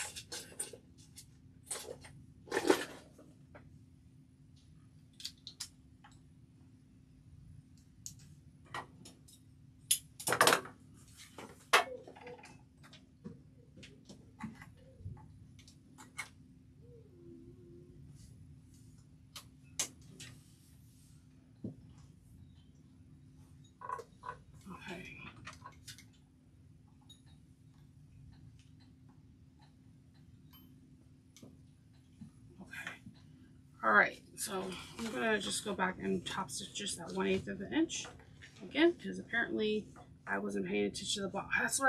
That's why my Bernina doesn't tell me when I'm out of thread, but I have a Brothers and I use it mostly for embroidery or if I'm making clothes, and I love the fact that when it tells you're out of thread, it's just like you're like, okay, cool, I can go to the next project. Alright, so I'm going to trim all these threads.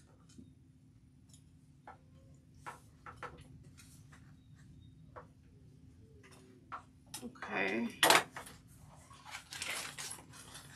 And I'm going to, you're going to kind of smush this and turn this so it's right sides together on this.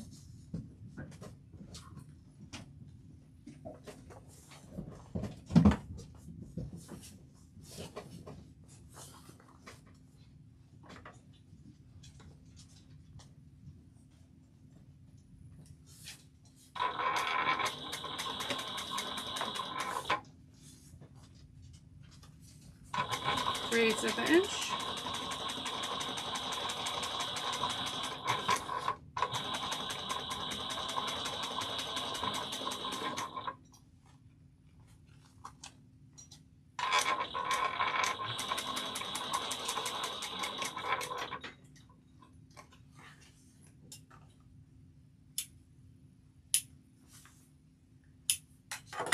Okay, and then I'm going to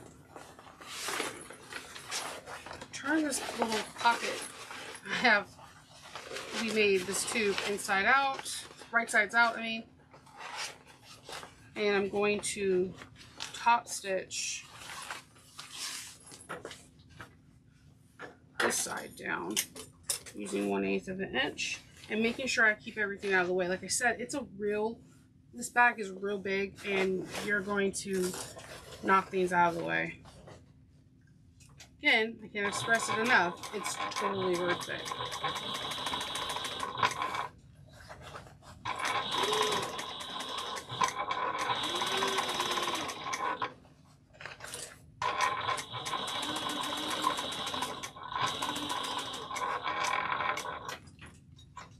Okay.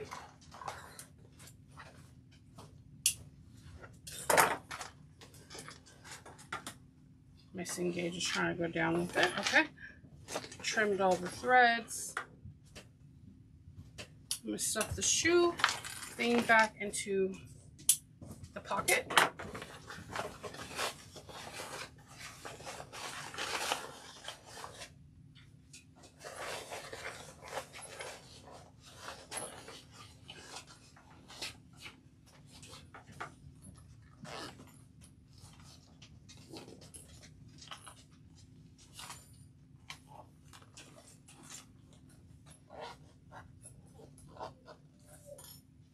Okay, and we have that, and what we're going to do now is we are going to clip the whole bag, and we're going to sew 1/8 of an inch all the way around, so that way that there's no issue when we start binding. Like no pieces will like mysteriously pop up where like the lining's not in it, or so just clip all these.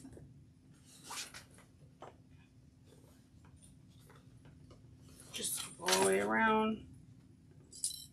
Big bag, big bag. Don't skip on the basting. When I first was starting bag making, I did not want to baste.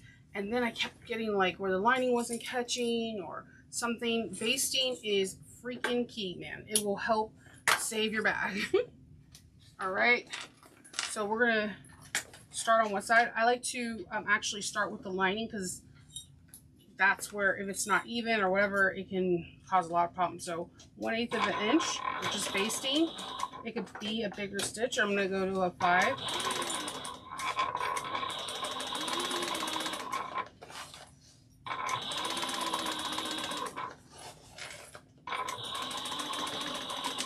It'd be good not to baste other little pieces of zipper, so I'm going to have to cut that. And try to trim.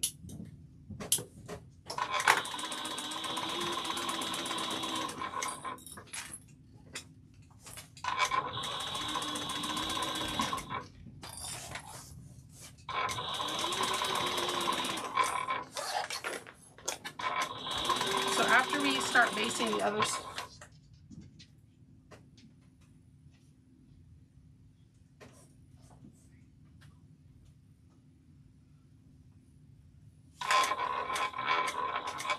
okay, so we're gonna baste this on the other side, and we are done, and then we would need to get pack 7, and that's going to start tomorrow. So I'm excited, and tomorrow our final steps will be constructing the bag. So I appreciate you being here. If you can like, comment, and leave a message, it helps me out tremendously. Share if you think it's worthy, and if you have any questions, please put in the comment section. I'll be more than willing to help you. Until the next time I see you, happy sewing.